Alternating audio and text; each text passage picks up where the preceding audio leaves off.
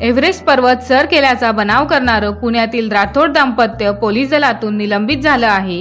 Everest sir करणारं पहिलं भारतीय जोडपं असल्याचा दावा तारकेश्वरी आणि दिनेश राठोड या दाम्पत्याने केला होता, परंतु हा दावा खोटा असल्याचं समोर आल्यानंतर दोघांनाही पोलीस दलातून निलंबित करण्यात आलं आहे।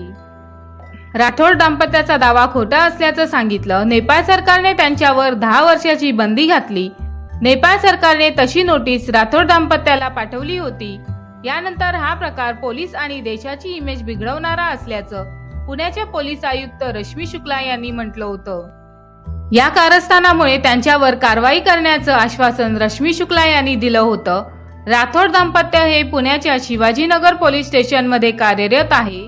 30 वर्षीय तारकेश्वरी आणि दिनेश हे दोघंही 2006 मध्ये पोलीस सेवेत रुजू झाले। 2008 मध्ये ते विवाह बंधनात अडकले।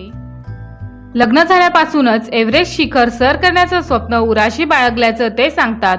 इतकंच काय, एव्हरेस्टवर पाऊल ठेवेपर्यंत अपत्य सुख अनुभवायचं नाही अशी खूणगाठही त्यांनी मनाशी बांधली होती। मात्र एव्हरेस्ट सर केल्याचा बनाव त्यांच्या अंगलट आला। अखेर आज त्यांना पोलीस दलातून निलंबित करण्यात आलं आहे।